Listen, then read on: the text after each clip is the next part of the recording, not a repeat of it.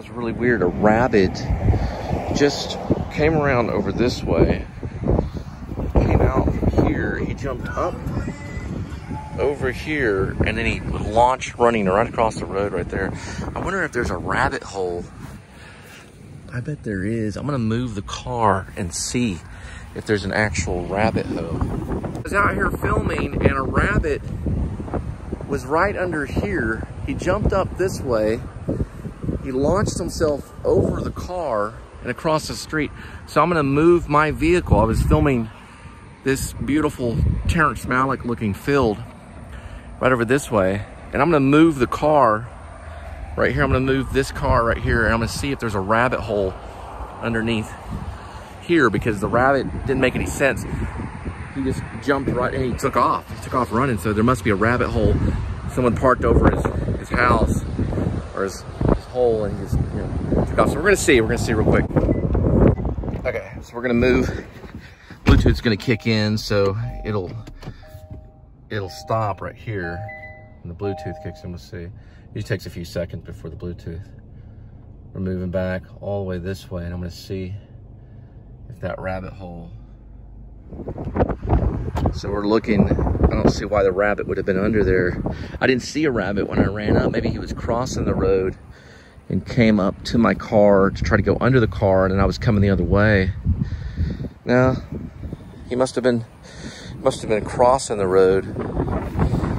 Yeah, he was crossing the road from over here, went under the car, saw me, and then jumped back around. Oh well, he's okay. He went to that other side, so.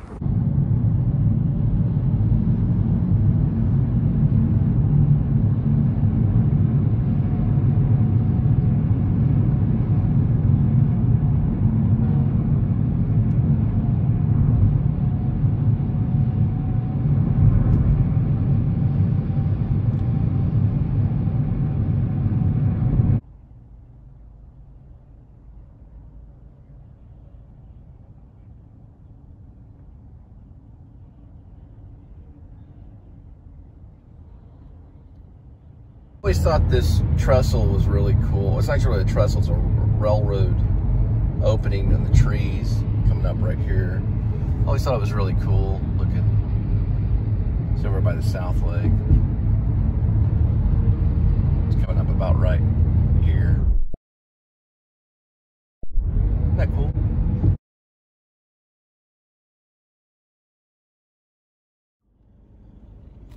Well, I was just listening to Anderson Cooper, and it looks like East Police shot a guy because he's in his vehicle.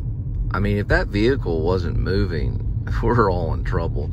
But a lot of times they do that because they accuse the other one for what's called vehicular homicides. When you try to run off in your car, a lot of times they, just go on police chases, but it's kind of up to discretion, and looks like they just gunned him down rather than do a police chase, because they can move out of the way.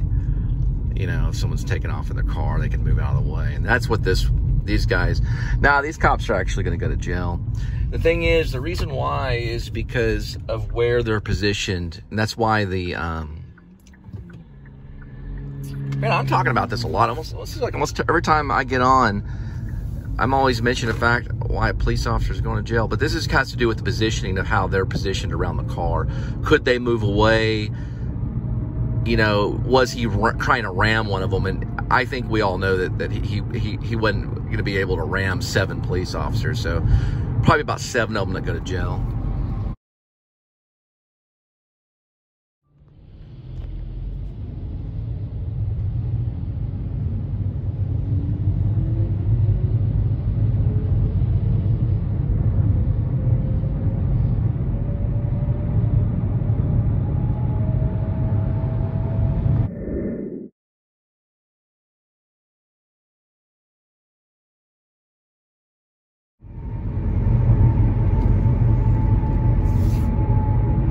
On the Brown shooting in North Carolina, if the cops it's kind of hard for them to prove. For one thing, did he know that they were directly coming after him? Were they pulling up on somebody? Did he think that they were pulling up on somebody else? Maybe. Did he panic? Did he just simply panic? And You know, they could still shoot his tires out, you know, or they could, I mean, they could do a police chase, you know. I think it was a little heavy on the trigger on that one too. So probably about 7 cops will go to prison on that one.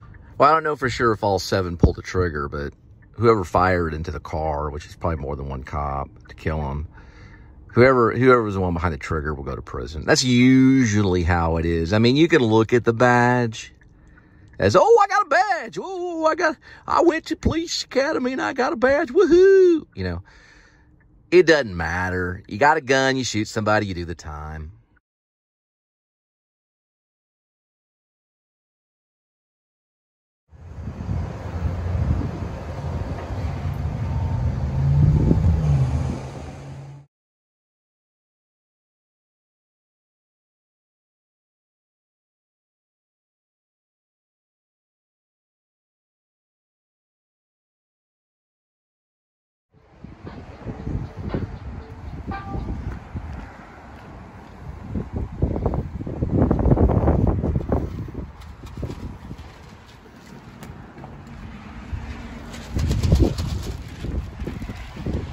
We're gonna start playing David Bowie. No one's around. The ice machine that plays David Bowie. I guess randomly to get people's attention. I don't know. Oh, there it goes again. It's playing David Bowie again. Oh, I guess Vanilla Ice, maybe. Oh, I see.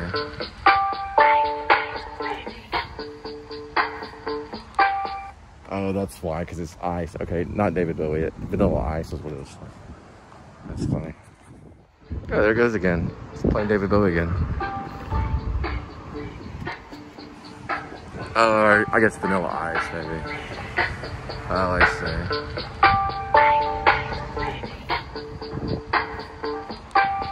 Oh, that's why, because it's ice. Okay, not David Bowie. Vanilla Ice is what it is. That's funny.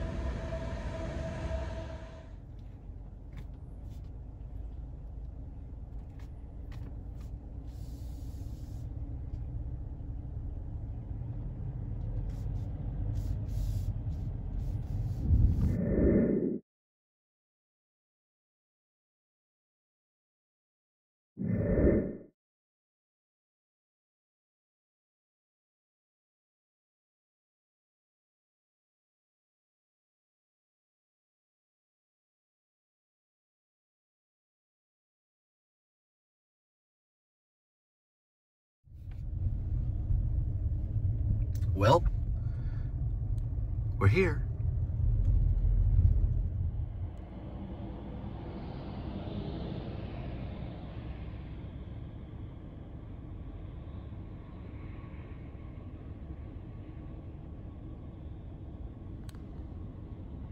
Last night I watched the octopus.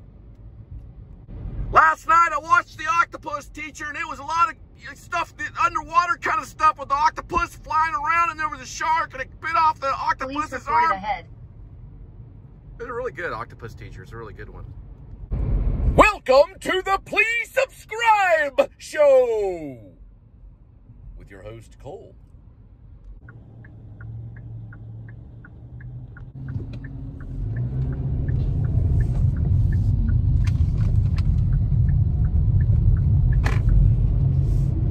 Bucky ho! Bucky ho! If you look down that way over the fence, where the fence line, well, it's not a fence, it's a concrete, you know what it is. That's Bucky's right there. We're coming up on Bucky's. It's right there. You see it? The little yellow thing right there. That is Bucky's. See it? Right there. Right there, it's Bucky's. Oh, Bucky, we love you, Bucky. Bucky, we love Bucky, we love you, Bucky. Bucky. Appreciate it, thanks. Hold on. Yeah, please don't hit me. I said they just take the order. Oh, here she comes. Yeah, what's going on? Huh? It's for Terry. Can you please pull out to the front? Yeah, that's fine. Thank you. All right, so they just give me the order. They wouldn't hit me. So, I don't know. The company that owns Burger King, though, is they're actually it's a group company, and they have trillions of dollars, and they claim that they're not responsible for this. So my mom says I have 2 years to. I've talked to some lawyers, and I'm sure there's a lawyer out there if you want to make a comment. But, yeah, Burger King employee assaulted me almost 2 years ago. Punched me right in the chin. And, it was just, they were just playing around. They opened the window. I guess they thought it'd be funny if they hit me. They had their little reasoning behind it.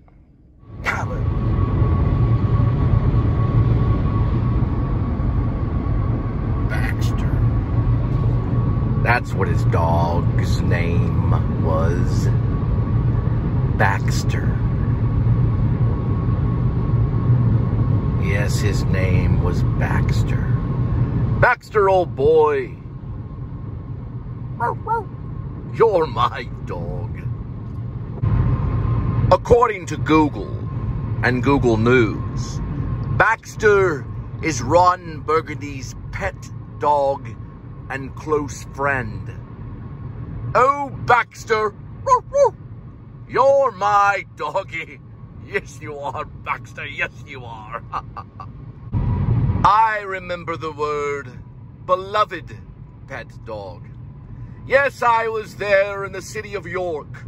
Some call it New York. I was sitting there among friends and jolly actors, watching the one and only Will Ferrell be interviewed by the legendary James Lipton. And yes, Ron Burgundy was there inside of him, somewhere, in Will Ferrell's power. Will Ferrell's power of method. Ron Burgundy existed in his eyes. He was alive inside of Will Ferrell. Will Ferrell laughed. Ho, ho, ho, ho. James Lipton laughed. Ho, ho, ho. And the night was alive. Many cigars were lit in the audience and rolled cigarettes. And Will smiled and winked and said, "Boy, one day I may pass you a small torch. You will play a brother of the actor Paul Rudd that plays the other anchorman guy that I can't think of. But anyway, you'll play his brother. Maybe. And someone that tries to infiltrate the news team. and maybe bang Cornerstone. Is it Cornerstone or Veronica Corningstone? Corningstone? I think it's Corningstone. I will play the distant brother of Fantana, but I will look up to the master, Ron Burgundy, as kind of a role model, which Fantana is like, why are you doing that? You know, it's kind of thing. Brian Fantana's brother. I'll use terms like fan out. That actually says North Carolina.